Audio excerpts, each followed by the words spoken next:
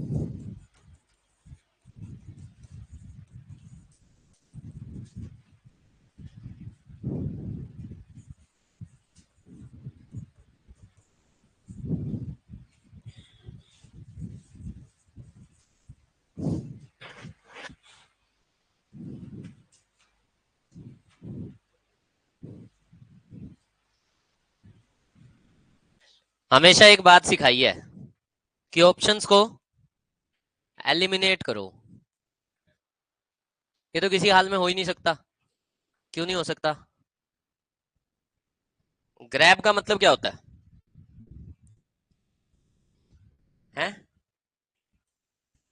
Grab होता है किसी के पास कोई चीज है उससे अपने हाथ में ले लेना। छीनना जरूरी नहीं है, छीनना तो होता है सीज। ठीक है, अपने कंट्रोल में लेना। ग्रैब का मतलब होता है पकड़ना। अब कहीं पे लिखा हुआ है ग्रैब द अपॉर्चुनिटी, फोन उठा के जेब में डाल लो, बैग में डाल दो फोन। हाँ, ग्रैब द अपॉर्चुनिटी का मतलब होता है अपॉर्चुनिटी को पकड़ लेना, तो कैच करना, ये सेंस होती है ग्रैब की। तो भाई वॉचेस को ग्रैब तो कोई सेंस नहीं है। ठीक है। रैप, रैप क्या होता है? रैप होता है किसी चीज को कवर कर लेना। तो वॉचेस को कवर करके रखते थे, कोई देख ना ले। देख लेगा तो नजर लग जाएगी। ठीक है। वाइंड का मतलब,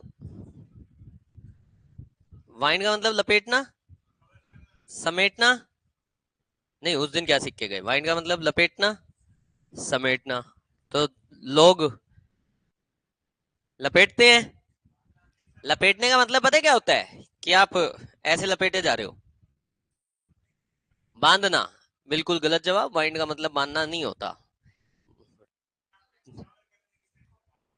कवर करने की सेंस है, इसीलिए वाइंड नहीं आएगा। ठीक है। यहाँ पे सेंस कुछ और है। वाइंड का एक और मतलब होता है, वो होता है चाबी भरना। क्या मतलब होता है? पता नहीं कितने लोगों को पता है। आजकल तो चलो डिजिटल वॉचेज आ गई, पहले क्या होता था, एचएमटी की घड़ियां आती थी और उनकी सुबह चाबी भरनी पड़ती थी। नहीं तो सबने वो चाबी तो भरी है, वो खिलौने वाली, एक खिलौना होता था उसमें अपन चाबी भरते थे। वो मैकेनिज्म क्या था, उसके अंदर एक स्प्रिंग होता था, जब आप चाबी घुमाते थे वो स्प्रिंग क्या होता था, वाइंड हो जाता था। क्या हो जाता था, वाइंड हो जाता था। और जैसे ही आप उस चाबी को छोड़ते थे, क्योंकि वो स्प्रिंग था, तो वो अपनी पोजीशन में वापस आने के लिए क्या होना शुरू हो जाता था, अनवाइंड होना शुरू होता था। और जब वो अनवाइंड होता था तो वो एनर्जी प्रोड्यूस करता है, और एनर्जी एनर्जी उस खिलौने को चला देती थी। यही मैकेनिज्म था। तो चाबी, घड़ी के अंदर भी जो चाबी भरी जाती थी, वो चाबी क्या करती थी, वो चाबी क्या करती थी, घड़ी के अंदर के स्प्रिंग को वाइंड कर देती थी। ठीक है, तो वाइंड का एक मतलब होता है चाबी भरना, इसीलिए आंसर क्या है, वाइंड। गलत कैसे, एक बार तो टाइम मैच ही करना पड़ेगा, हर 24 आवर्स के बाद टाइम मैच करना पड़ता था, नहीं तो घड़ी रुक जाती थी। तो हर बार घड़ी का टाइम मैच किया जाता था। फिर आया सेल का मैकेनिज्म, फिर अब तो डिजिटल आ गया, सेल वेल की भी जरूरत नहीं। हाँ जी, सोलर वॉचेस। अच्छा, इतनी तो एनर्जी चाहिए नहीं यार, इसको इसको सोलर की क्या जरूरत है, हैं? नहीं, आ तो गई होंगी, मैं वैसे सोच रहा हूँ कि भाई इतनी एनर्जी तो सोलर अपने को क्यों जरूरत पड़ रही है, क्लीन एनर्जी है। तो जहां पे ज्यादा एनर्जी लग रही हो वहां तो सोलर की जरूरत है। अब यहाँ अपने इतने एसी चलाने हैं, अपना मीटर रोज जवाब देके खड़ा होता है, तो यहाँ सोलर की रिक्वायरमेंट है, तो घड़ी के लिए भी सोलर थोड़ा सा है। क्या, घड़ी के लिए? अगला क्वेश्चन,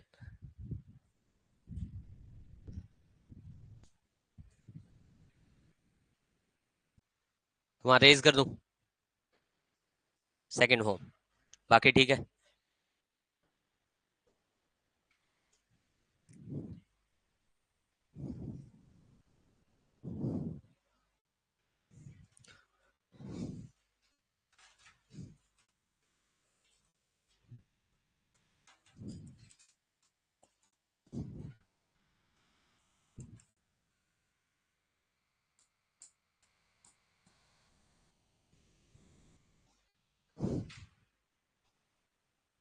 दो वर्ब्स हैं, एक है राइज एक है रेज।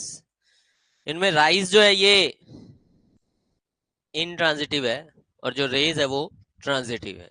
ठीक है, राइज की फॉर्म्स होती हैं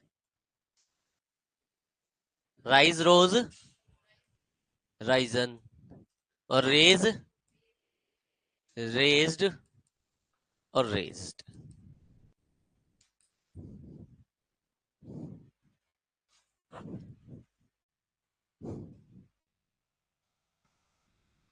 राइज का मतलब होता है to lift, to increase. Raise का मतलब होता है to lift, to increase.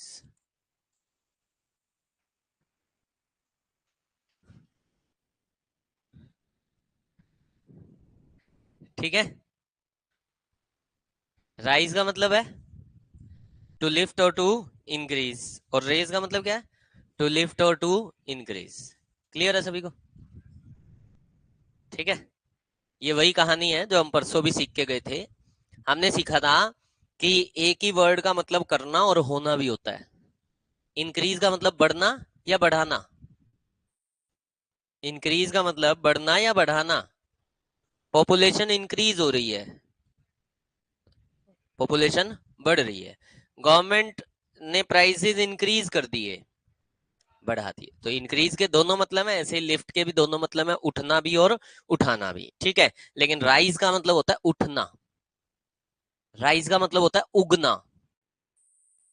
Rise का मतलब है उठना या फिर उगना, लेकिन या फिर बढ़ना। राइज का मतलब है उठना, उगना, बढ़ना। और रेज का मतलब उठाना, उगाना, बढ़ाना। राइज का मतलब है उठना, उगना, बढ़ना।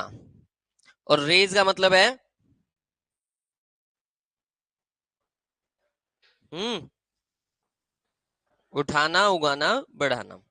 राइज का एक मतलब यूज होता है टू गेट अप। जब हम सो के उठते हैं तो उसके लिए भी तो हम कौन सा वर्ड यूज करते हैं? राइज। तो राइज का एक और मतलब यूज होता है, that is to get up, उठ जाना।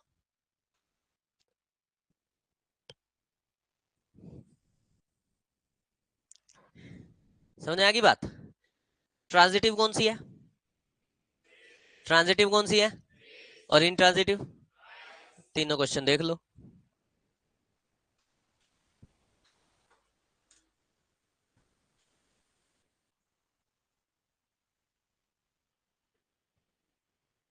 कर दिए?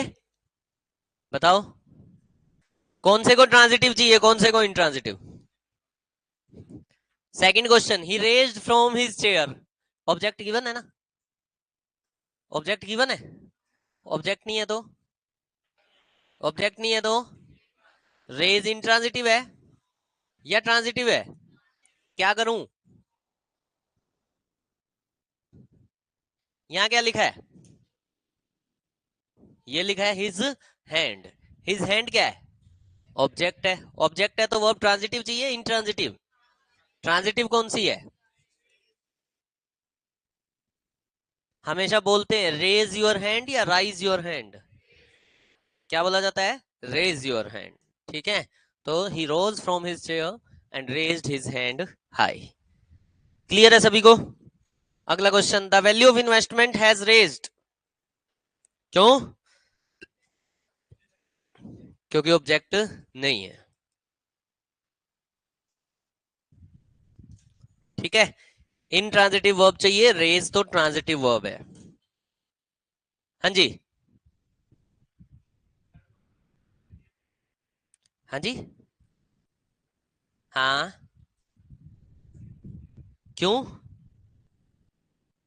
इन्वेस्टमेंट की वैल्यू बढ़ाई जाती है या बढ़ती है? बढ़ाई भी जाती है। शेयर्स के प्राइसेस बढ़ाए जाते हैं या बढ़ते हैं? ऑपरेटर बैठा हुआ नहीं बढ़ाता कभी भी।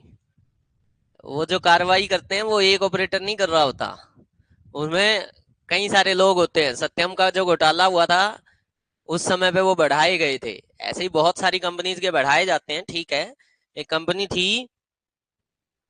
हाँ जी। अडानी में क्या हो रखा है मतलब? हाँ तो हाँ तो ठीक है, तो वो बढ़ाए गए हैं लेकिन। दे दी क्या क्लीन चिट? है? क्लीन चिट जो दे दी फेक न्यूज है अभी? अच्छा, पता नहीं, मेरे को तो पता ही नहीं। हाँ हाँ हाँ, चलो छोड़ो, कहीं और चले जाएंगे अब। The value of investment has Ryzen. ठीक है, क्योंकि भाई देख सिंपल सी चीज है। आ, आजकल वो आप म्यूचुअल फंड्स में इन्वेस्ट करते हैं। ठीक है, तो आपने काम क्या किया? म्यूचुअल फंड में इन्वेस्ट कर दिया। अब आपकी इन्वेस्टमेंट अपने आप बढ़ रही होती है। वो ठीक है, मार्केट के फैक्टर्स बढ़ा रहे हैं, अपने आप तो इस धरती पे कुछ नहीं होता मौत के अलावा।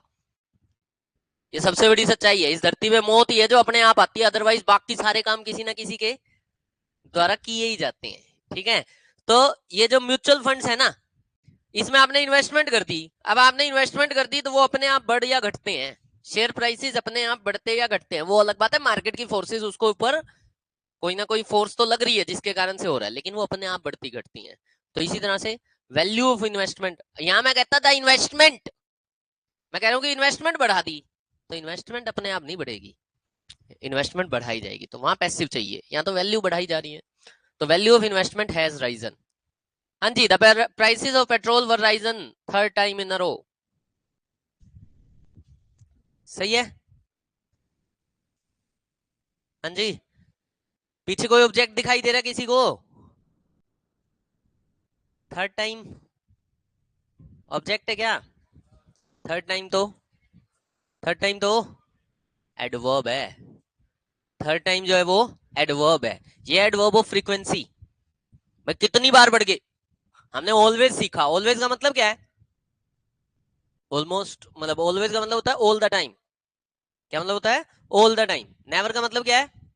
Not at any time. Often का मतलब क्या है? Almost always. ये फ्रीक्वेंसी बता रहे हैं। मैंने कहा कोई काम 2 बार हो गया, कितनी बार हो गया?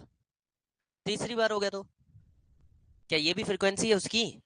तो ये फ्रीक्वेंसी है। थर्ड टाइम जो है ये एडवर्ब है, एडवर्ब ऑफ फ्रीक्वेंसी है। ठीक है। इन ए रो क्या होता है? इन ए रो कॉन्टिन्यूसली। इन ए रो का मतलब होता है कॉन्टिन्यूसली। ठीक है। इन a go, in A row, eight a stretch, ये सारे फ्रेजेस हैं, इनका मतलब होता है एक ही बार में। In a go, at a stretch, in one go और इन ए रो। बस इन ए रो थोड़ा सा अलग यूं इस सेंस में है कि वो कॉन्टिन्यूअस बताता है, रुक रुक के भी बता सकते हैं, लेकिन इन one go, at a stretch और इन अ गो ये सारे बताते हैं एक ही बार में। ठीक है। सबका मतलब इसी तरह का ही है। In one go, in a go, at a stretch, at a stretch, इन सब का मतलब है, इन सब का मतलब है एक बार में। ठीक है, एक बार में। ठीक है, चलो। ऑब्जेक्ट है या नहीं है? सारे बोल दो। ऑब्जेक्ट नहीं है तो ट्रांजिटिव चाहिए, इंट्रांजिटिव चाहिए? ट्रांजिटिव चाहिए, इंट्रांजिटिव चाहिए? इंट्रांजिटिव लगी हुई है क्या? इसीलिए गलत है।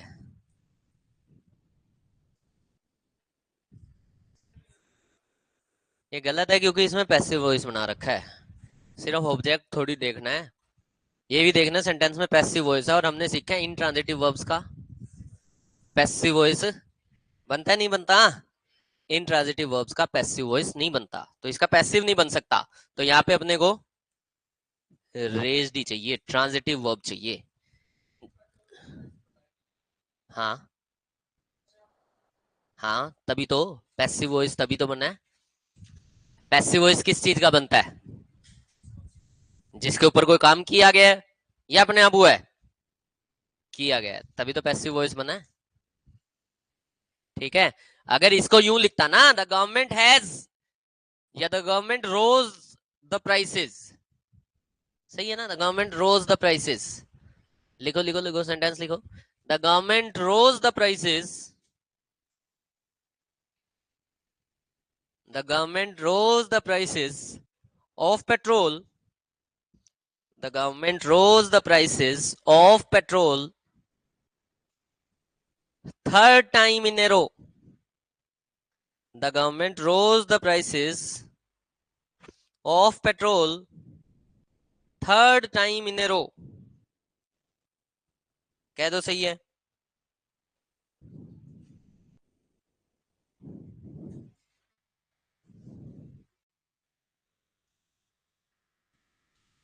सही है। क्यों, क्या दिक्कत होगी? सेंटेंस में ऑब्जेक्ट गिवन है। The government did what? Prices बढ़ा दिए। ठीक है। तो सेंटेंस में अगर ऑब्जेक्ट गिवन है तो ट्रांजिटिव चाहिए, इंट्रांजिटिव चाहिए? ट्रांजिटिव राइज है या रेज है? रेज है, तो रेज की सेकंड फॉर्म आएगी रेज्ड।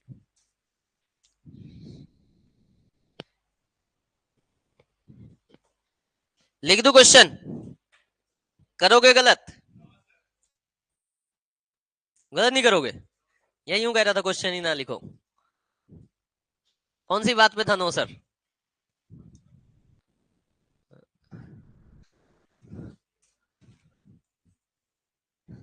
नहीं आएंगे भाई। कितनी इनकम चाहिए जीएसटी में आने के लिए? हाँ जी, टर्नओवर मैटर करता है ना कि इनकम। 20 लाख का टर्नओवर हुआ और आप जीएसटी के दायरे में आ गए। 20 लाख का टर्नओवर का मतलब क्या है? आपने 50,000 रुपए का महीने, 20 लाख को 12 से डिवाइड करो, 1.5 लाख, मोटा मोटा 1.5 लाख। 75,000 रुपए का सामान खरीदा और 75,000 का बेच दिया ना, ये 1.5 लाख का टर्नओवर है। टर्नओवर का मतलब ये नहीं होता कि आपने कितना बेचा, टर्नओवर का मतलब है कितना खरीदा और कितना बेचा, डबल काउंट होता है। 75 75, कोई छोटा प्लास्टिक वाला बंदा है ना जो छोटी प्लास्टिक की दुकान सी लगा के रेडी पे लगा के ये नहीं बेच रहे होते, कोई जग बेच रहा है, बाल्टी बेच रहा है, उसकी रेडी रेडी पे कम से कम भी नहीं तो 80-90 हजार रुपए का सामान पड़ा होता है। ठीक है, तो उसको ये ट्रांजेक्शन उसकी दिखनी दिखनी है, और दिखते ही वो जीएसटी में आना ही आना है। जीएसटी में आते ही उसने जो 3 रुपए बचाने होते हैं ना 10 रुपए का सामान बेच के, उसमें से 1.5 रुपया उसने टैक्स देना है, और 1.5 रुपया टैक्स देते ही बचाएगा कितना? 1.5 रुपया। ठीक है, जबकि मेरे पास स्कीम है, मेरी मानती नहीं है ये गवर्नमेंट। ये लो, लिख दिया क्वेश्चन।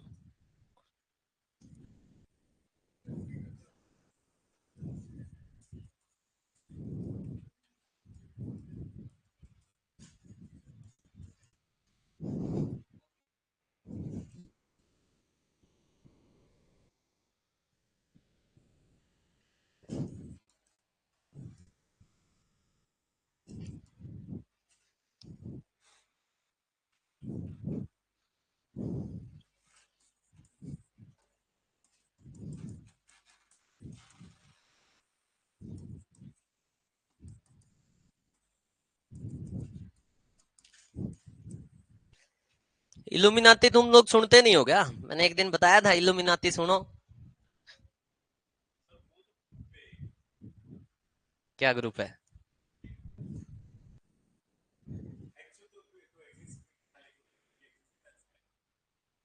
एग्जिस्ट कर रहा है भाई।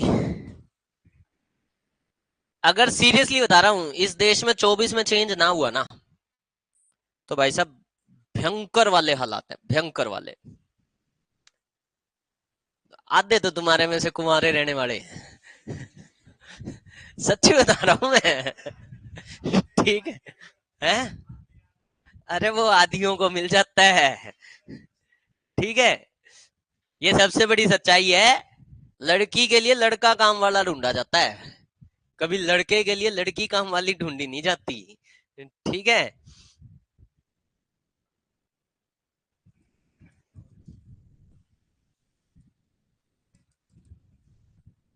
अपने देश की सच्चाई है ये बस।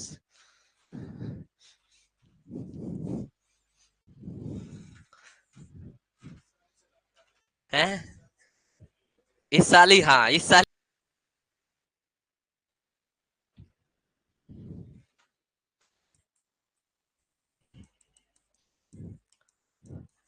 हम देखो आधे तो बह गए बेचारे।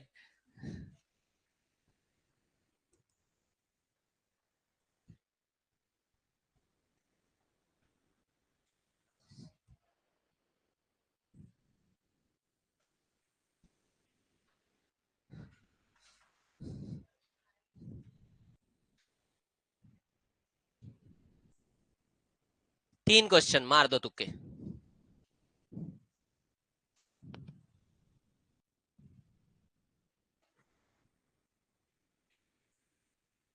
ऑप्शन जो चल रहे हैं वही, 4 ऑप्शन चाहिए।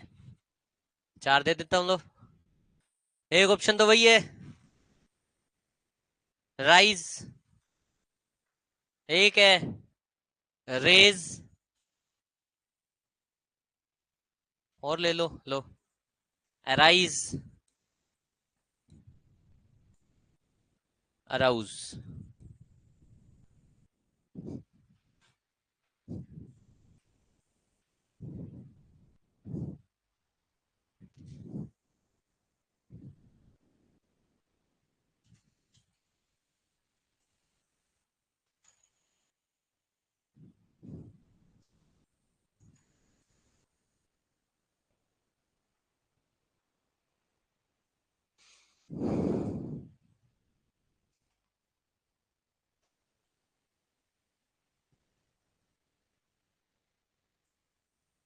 ये फट्टा लग गया या अभी वैसे ही है?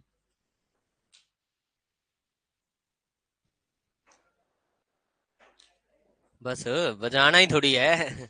शुरू ही हो गए तुम।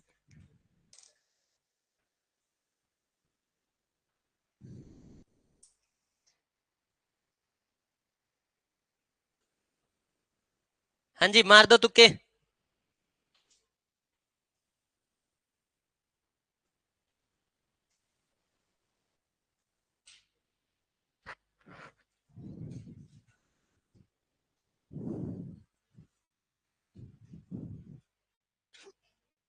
Rise, raise, arise, arouse.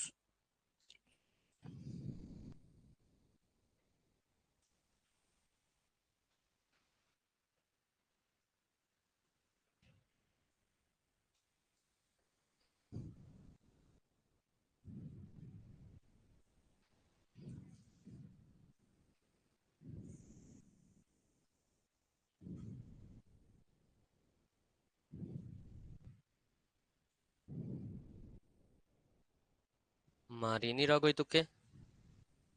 इतनी देर का काम थोड़ी है तुक्के मारने, मार के नक्की करो। करवाने तो मैंने ही है पहले में। रेज, ठीक है। दूसरे में है राइज, ठीक है। तीसरे में रेज। वो अराइज और राउज, अराउज यूं ही लिखे थे मैंने। दूसरे में अराइज और तीसरे में अराउज। और भाई लिखे हैं दो ऑप्शन, और तो कुछ तो कहीं तो भरेंगे। राइज रेज तो हो ही लिया डिस्कस। क्या डिफरेंस है राइज और अराइज में? अराइज अपने आप होता है और राइज।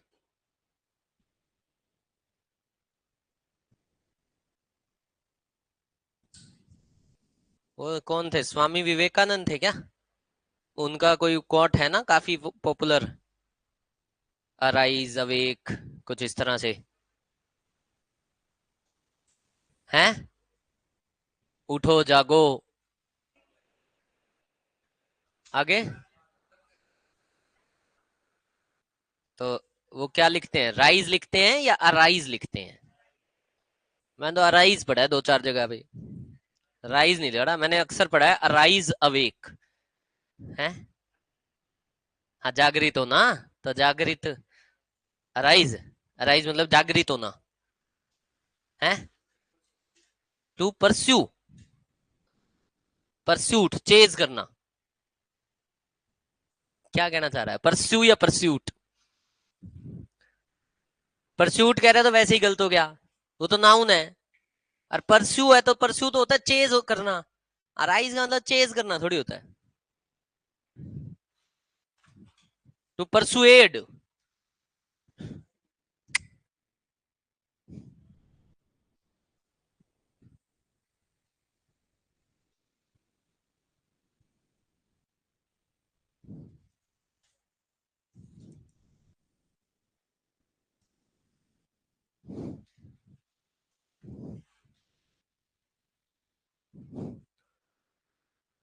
अराइज का मतलब होता है to come from, to happen, कोई चीज होना।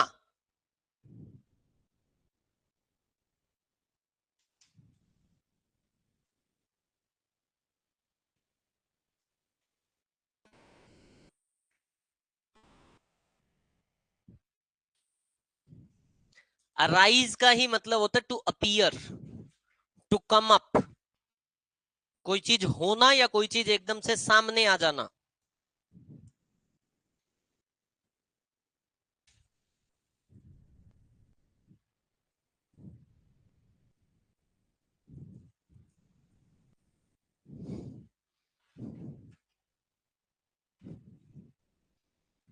अराइज भी इंट्रांजिटिव वर्ब है, और ये तुम्हें मीनिंग से क्लियर हो जाना चाहिए था। इसका मीनिंग है to happen, and all the happenings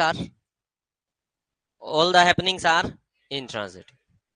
समझ आ रही मेरी बात? अराउज का मतलब,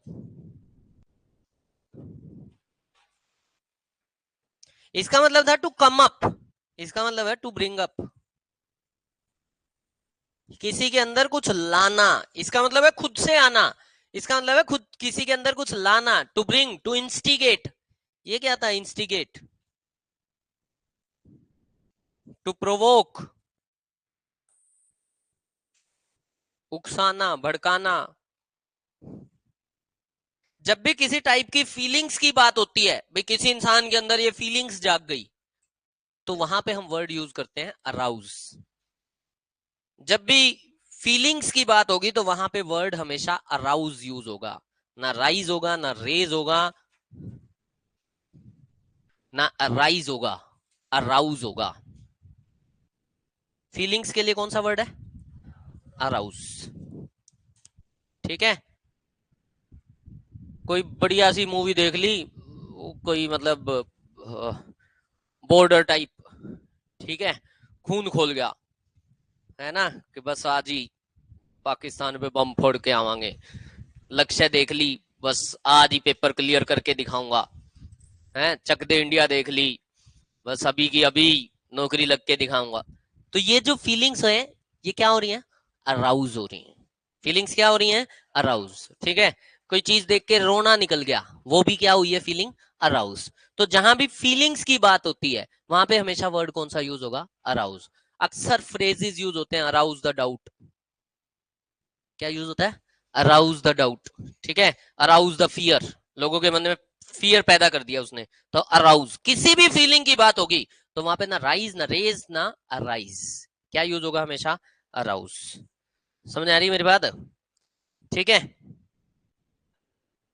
कौन सी? हाँ, अराउज द फीलिंग्स बोल ही रहे हैं। तो अराउज जो है वो रेज की तरह ट्रांजिटिव वर्ब है। राइज और अराइज दोनों इंट्रांजिटिव हैं, रेज और अराउज दोनों ट्रांजिटिव हैं। ठीक है, किस में? राइज का मतलब क्या था? उठना, उगना, बढ़ना। उसका मतलब है सामने आना, पैदा होना। अराइज का मतलब है पैदा होना। अराउज का मतलब भी हिंदी में पैदा होना है, लेकिन वो क्या पैदा हो रही है? फीलिंग्स। और ये प्रॉब्लम्स पैदा हो रही हैं। सेकंड क्वेश्चन देखो, मेंटल प्रॉब्लम्स क्या होती हैं? उगती हैं या सामने आती हैं, अपीयर होती हैं? तो अराइज।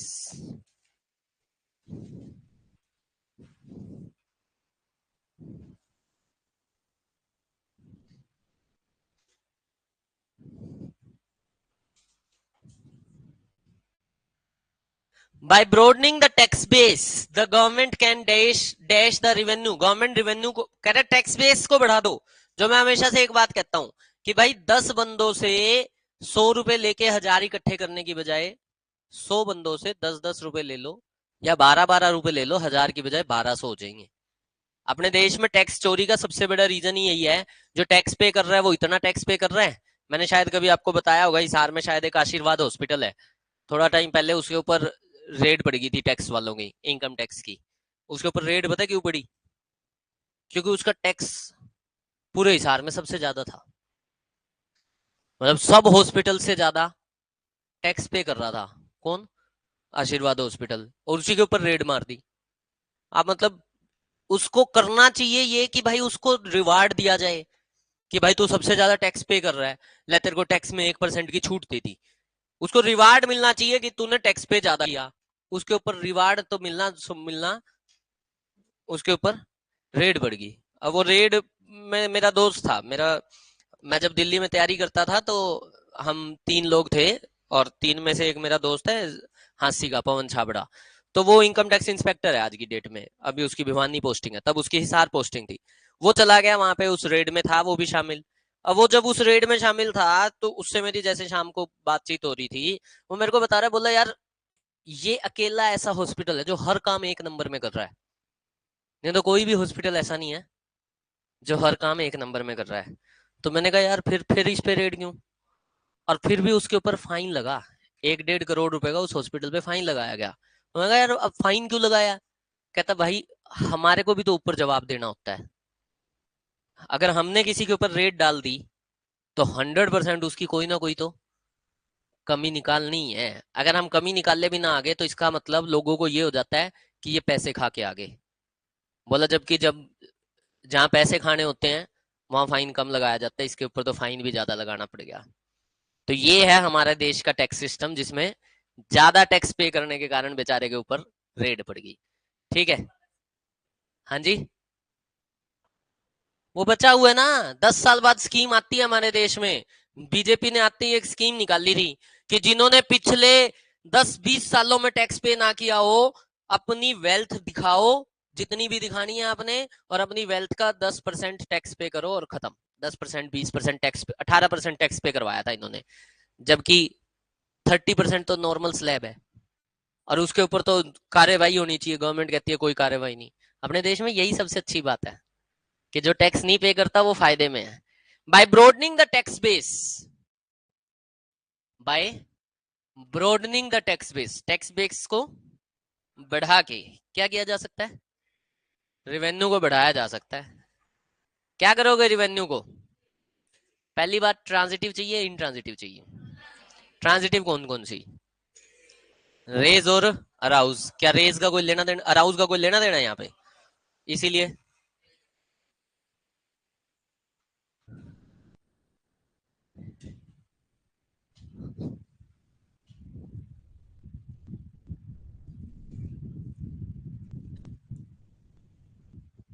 हाँ जी, हिज बिहेवियर क्या आएगा? क्या आएगा? एक नन ऑफ दीज ऑप्शन भी है।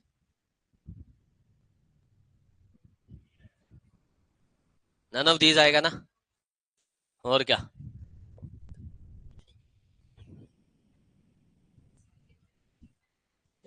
फीलिंग ये है, मतलब आगे वाली चीज फीलिंग है ना, वो फीलिंग थोड़ी है। नन ऑफ दीज ऑप्शन है, और आंसर भी डाउट्स फीलिंग्स में होता है क्या? यस, डाउट है, फियर है, या कोई भी और फीलिंग है, तो वो अराउज होती है। इसीलिए आंसर नन ऑफ दीज है।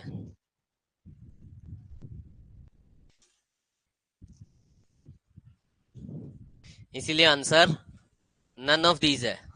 किस किस को पता है नन ऑफ दीज क्यों है? एक, दो, तीन। बाकियों को नहीं पता?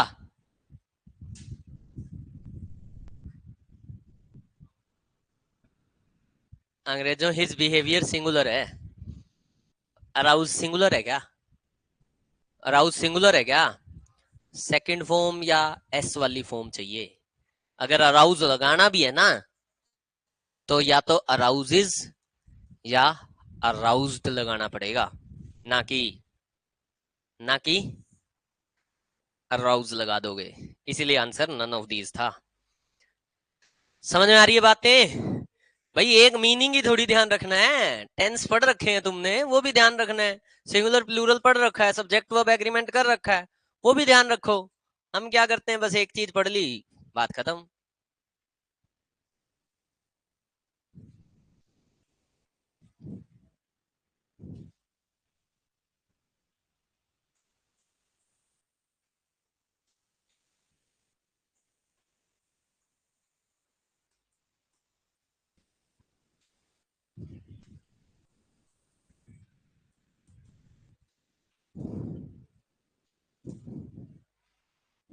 3 4 चीजें और हैं।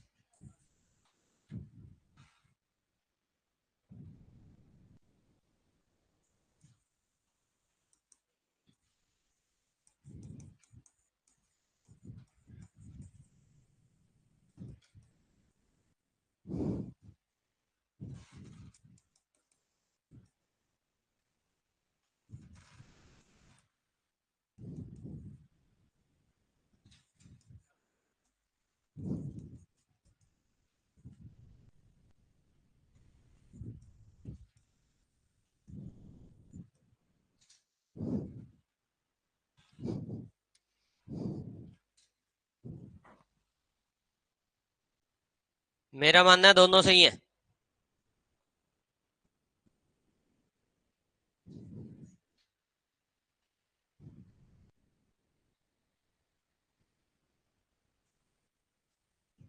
सेकंड गलत है, क्या दिक्कत होगी?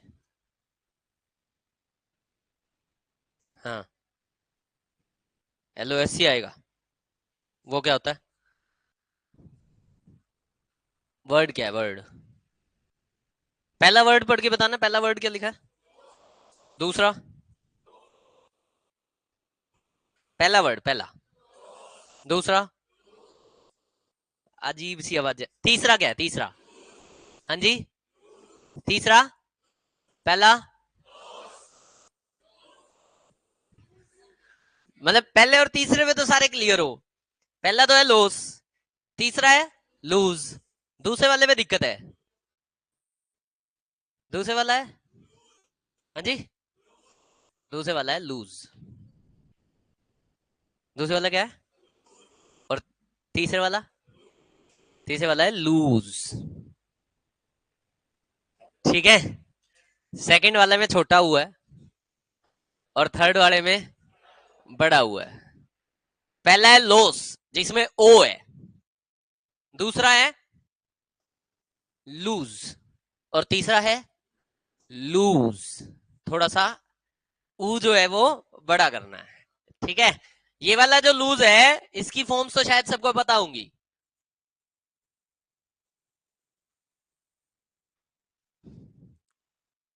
Loose, lost, lost. ठीक है, हाँ हाँ हाँ, कौन है समझदार?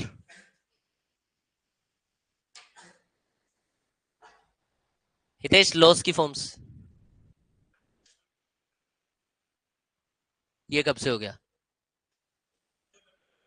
हाँ, और लूज इसकी फॉर्म्स, अरे नीचे वाला लूज,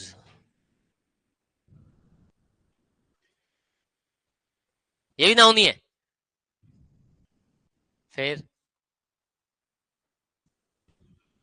लूज, लूजन, थर्ड फॉर्म होती है वो लूजन तो। सेकंड लूज, सेम ही।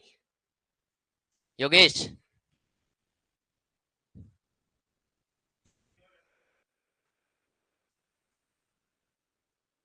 देख वही कहता हूं ना मैं, जब मैं तेरे से बोलने को कहता हूं तब तू बोलता नहीं। हाँ पीछे, loose, लूजन,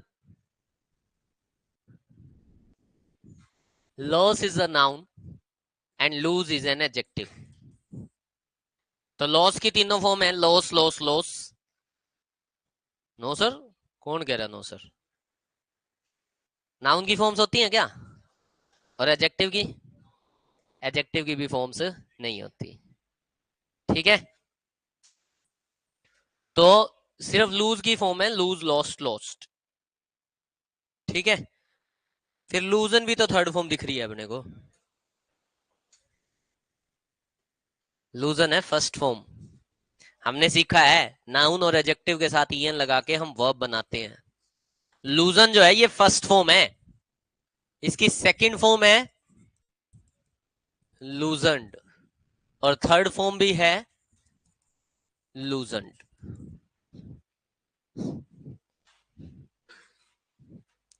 adjective plus EN, adjective plus EN verb बनता है। तो लूज से जो लूजन बना है ये फर्स्ट फॉर्म है, सेकंड फॉर्म है लूजनड, ईडी लगा दो लूजन के आगे,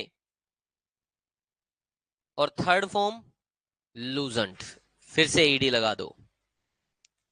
ठीक है, आ रही है बात समझ में? ठीक, तो ये है लॉस नाउन है, लूज वर्ब है, लूज एडजेक्टिव है, और एडजेक्टिव से लूजन। ठीक है, लूज जो एडजेक्टिव है इसका मतलब होता है ढीला, और लूजन का मतलब होता है ढीला करना। लूजन का मतलब होता है ढीला करना। ठीक है, हाँ जी, पहला क्वेश्चन सही है ये तो। नट बोल्ट्स को ढीला कर दो, सही तो है। सेंटेंस में वर्ब भी मिसिंग थी, सेंटेंस में वर्ब ही नहीं है। प्लीज तो एडवर्ब होता है, लूज एडजेक्टिव है, नट बोल्ट्स नाउन है। ठीक है,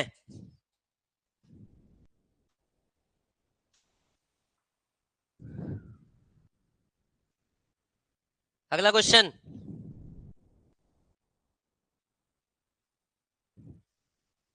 आई यूजली कीप माई कूल, ये तो बिल्कुल सही है कि यूजली मैं,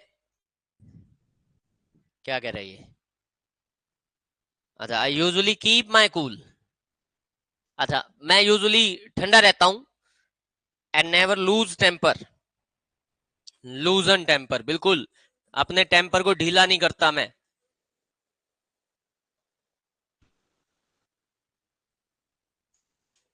नेवर लूज टेम्पर। आगे तो सही था ना, कीप माई कूल, कौन कह रहा नो सर, सही तो है, आई कीप माई कूल। हाँ, I keep myself cool, क्यों, आई कीप माई कूल अच्छा लग रहा है मुझे तो, अच्छा नहीं लग रहा, नहीं लग रहा तभी ठीक है। Keep my cool is correct, यहां से सीख के जाओ। कीप समबडीज कूल, क्या हो गया तुम्हें,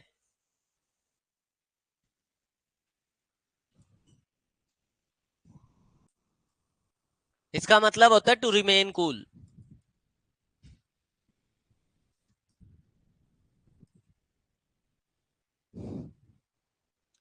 कीप समबडीज कूल का मतलब होता है टू रिमेन कूल, ठंडे रहना, शांत रहना।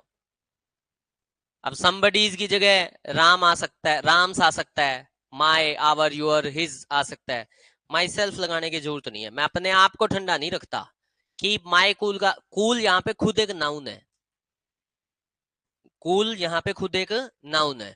हम दूसरे को बोलते हैं कूल डाउन, क्या बोलते हैं, कूल डाउन, उसका मतलब यही तो होता है भाई, ठंडा हो जा, ठीक है। तो कीप समबडीज कूल, और ये टेम्पर क्या था भाई, टेम्पर क्या होता है, टेम्पर होता है गुस्सा, अगर ऐसा मानते हो तो बिल्कुल गलत मानते हो। टेम्पर का मतलब होता है नेचर, स्वभाव, ना कि गुस्सा।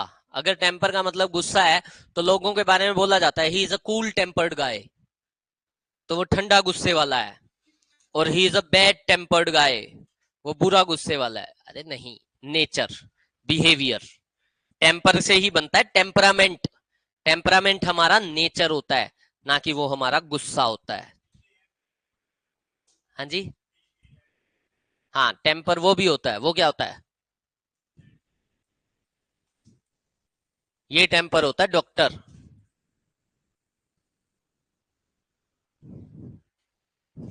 ठीक है। दूसरे वाला जो टेम्पर है इसका मतलब होता है डॉक्टर, हाँ जी, यही वाला है।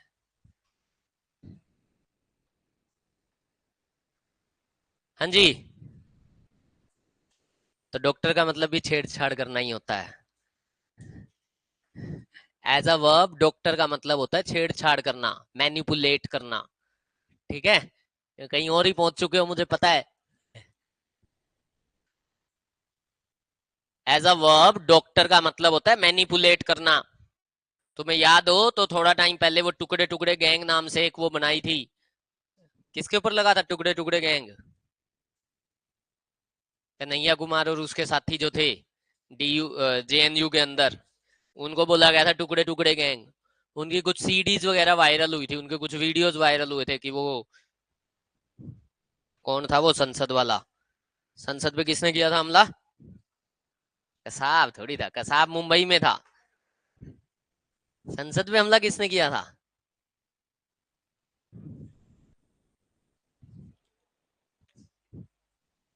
जो भी था, अफजल गुरु, हाँ, हर घर से अफजल निकलेगा, उनके ये डायलॉग निकले थे, मतलब जो वीडियोस थी उनमें ये आवाज आ रही थी कि भारत तेरे टुकड़े होंगे, हर घर से अफजल निकलेगा, ठीक है। तो इसीलिए उनको टुकड़े टुकड़े गैंग बोला गया था। लेकिन उन्होंने ये आरोप लगाया वापस से, कन्हैया कुमार और लोगों ने, कि हमारी जो वीडियोस थी, जो हमारी सीडीज थी वो डॉक्टर्ड थी।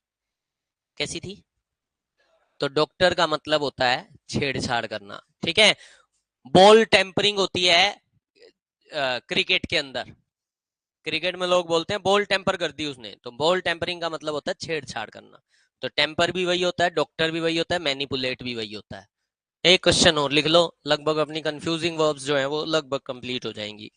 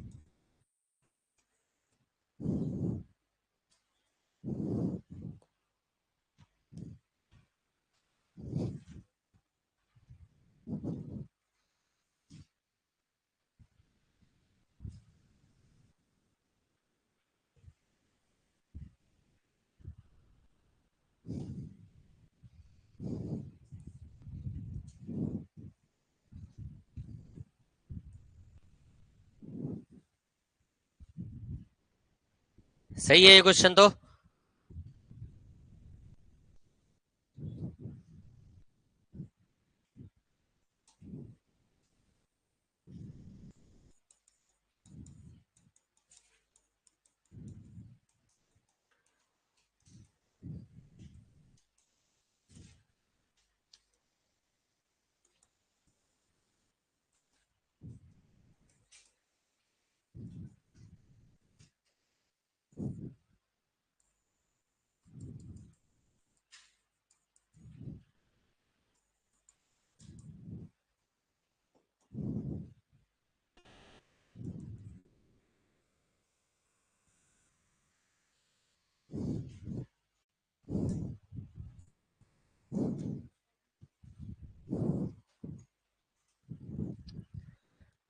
फाइंड फाउंड फाउंड होता है और फाउंड फाउंडेड फाउंडेड होता है। फाउंडेशन सुना है सबने? फाउंडेशन बैच होता है, घर पे फाउंडेशन होती है, फाउंडेशन स्टोन होता है। क्या होती है फाउंडेशन? है नींव जिसको बोलते हैं। फाउंड का मतलब ही होता है एस्टेब्लिश करना, और फाइंड का मतलब होता है पाना या खोजना। फाइंड का मतलब होता है पाना या खोजना, फाउंड का मतलब होता है एस्टेब्लिश करना। यूनिवर्सिटी को क्या किया गया होगा? एस्टेब्लिश किया होगा, इसीलिए सेंटेंस बिल्कुल सही है। ठीक है, इन चीजों से तुम्हारी कंफ्यूजिंग वर्ब्स खत्म होगी। कंफ्यूजिंग वर्ब्स का मतलब होता है वो वर्ब्स जो मिलती जुलती सी हैं, ठीक है, जिनसे क्वेश्चन बनते हैं, कंफ्यूजिंग वर्ब्स होगी। अब आपने पढ़नी है ट्रांजिटिव इंट्रांजिटिव, आप बीच बीच में साथ में पढ़ रहे हैं, कंफ्यूजिंग वर्ब में भी आप ट्रांजिटिव इंट्रांजिटिव पढ़ते रहे। ठीक है, अब आपने पढ़नी है